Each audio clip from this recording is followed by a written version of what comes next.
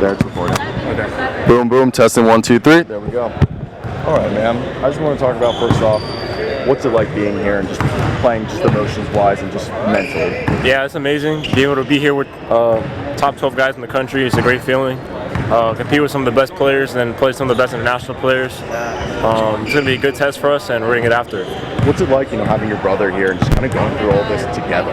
I mean, it's special to go through with someone you're so close to, have someone by your side. It helps a little bit as well, and I think it makes it more enjoyable at the same time. It's kind of cool having someone like confide in and just be able to talk shit through and be like, that was cool or that was weird. Yeah, of course. Going, obviously college, is that another thing kind of cool, like being able to like share that? And what's really what are your guys' goals and what are your goals?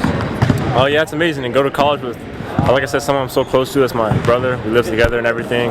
Did everything together our whole life. So our goal is just to go there, to compete and win a national championship. And for you, what do you see yourself? Everyone compares you to people, but for you, when you're in the gym or even watching film, who are you trying to emulate, and what do you see yourself? Forward, big? I mean, I'm just trying to be the best version of me, honestly.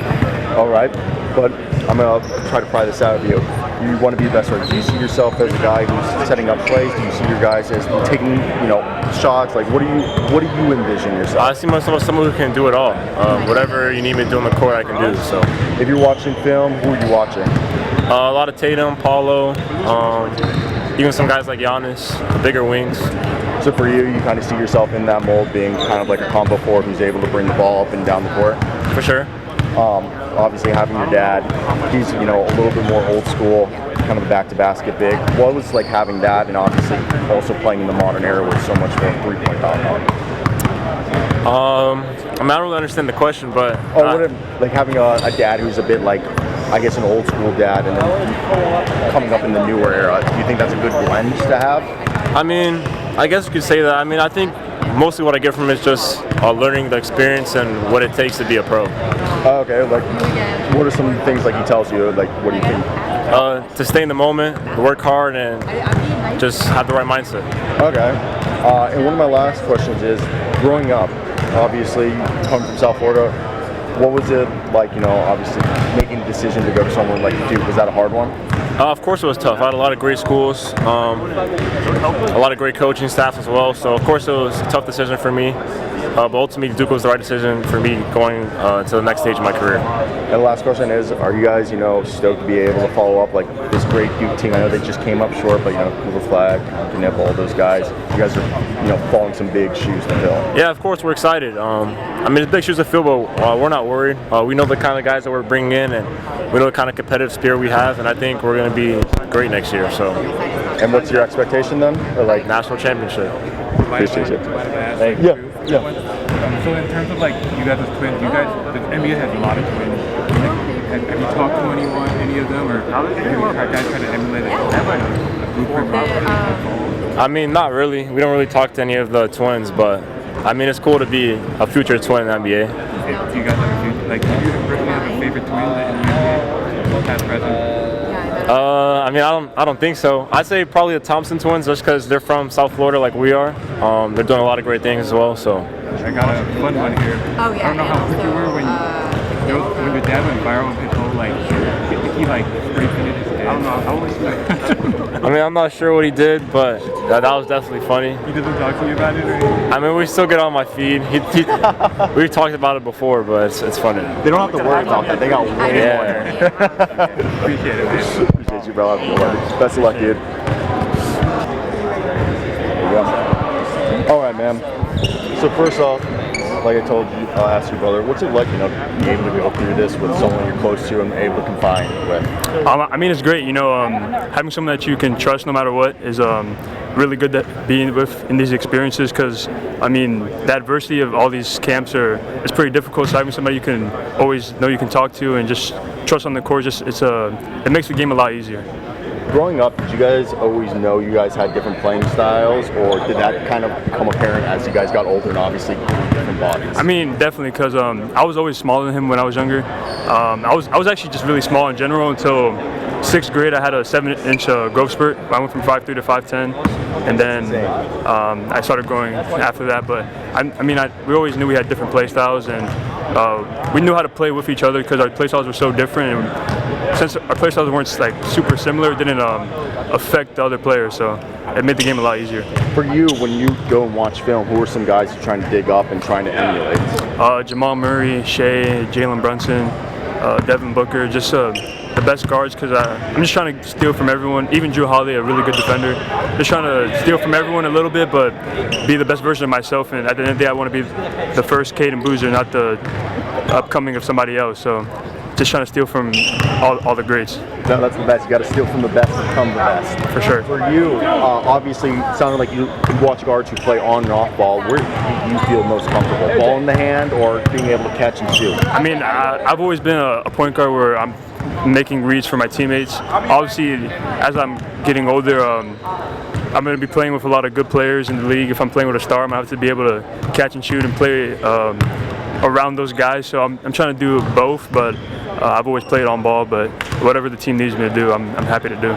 You said, you're a point guard, you grew up that style, but what's an underrated skill that you think people aren't paying attention to and that they should start to use? Just how I control the game. It's a skill to control the game. A lot of point guards, especially when they're young, they have a lot of turnovers. I feel like my whole high school career, I really haven't had that many turnovers, and my assist to turnover ratio has been really high. So I feel like that's something that's been underrated for me. I wanted to bring that up. Like, you are a really good playmaker who doesn't turn the ball over. How did you develop that poise, or I guess a lot of people get impatient or impulsive, and they're like, I want to force that. How did you it took time. It took time. Sophomore year I had a game against Emotep. I had a really bad game with too many turnovers, and I've had to go through those struggles. And obviously, being a point guard at this level, it's hard. There's a lot of other good guards that you're trying to compete with and just try to separate yourself from them. So I knew that I was a really good passer, so I knew I had to be smart with my passes and try to help my teammates win no matter what. So it was a process for sure, but when you're watching film and you're playing these games, you're having these game reps, you're going to get better at it, and you're going to be able to just read the game a lot easier. Is it nice to have someone like your brother who maybe you have a good game or he has a good game or a bad game that you guys are able to be honest with each other and just say, fucked up here and you got to be better there?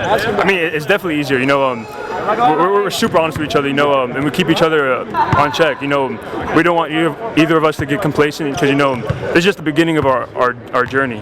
Obviously we've had a great high school resume, but it's going to change at the college level. We're going to have to start over again, and the NBA, start over again. So we got to keep each other in place and make sure we don't get complacent. And I asked your brother this, but is there anything, obviously your dad's kind of from the older school area, and you guys are obviously in the newer area with the three-point shot. Is there anything he tells you guys or tries to teach and instill in you? Just to stay in the moment. Your whole life you're looking forward to what's going to happen next, but when you're staying in the moment, you're going to cherish and you're going to have the best in the present, and obviously your future's going to be great when you get there, but just to stay in the moment. And these memories are going to last a lifetime, but you don't want to ruin them looking at the future, so just stay in the moment.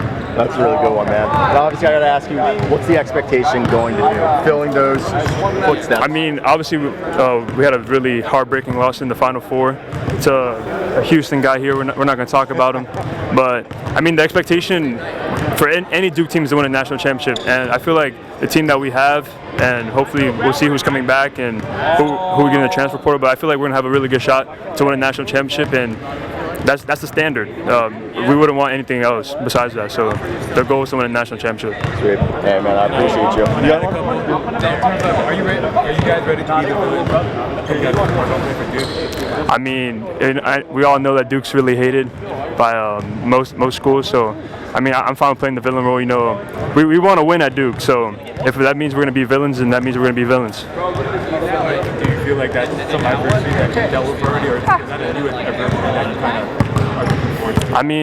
Obviously we've won a lot in high school, so some people might not want us to win, but it's probably going to be a lot bigger at that stage, because it's the biggest stage in college basketball. So I'm sure it's going to be a different type of adversity, but I'm excited for it. I've been dreaming about this since I was a little kid, so I'm looking forward to it. Your dad's part of the NBA fraternity. Other than him, who's giving you advice? I've talked to players like Chris Paul, Russell Westbrook, Emmanuel Quickly, just guards that are in there, and the main thing is just to keep working. A lot of guys that are there, they like the lifestyle of it, but they don't understand that you have to keep working when you get there to stay there. So just to keep working and just stay in the moment. who's with your dad? Who's your favorite son? Oh, I mean, it's probably my older brother, Carmani. He's not here. He plays baseball, but they have a really close bond. So I would say Carmani, my older brother. You guys are about the same. Like, does he hate you guys? I think I would hope it would all be the same, but I mean, I don't know. You'd have to ask him. We had one last one here.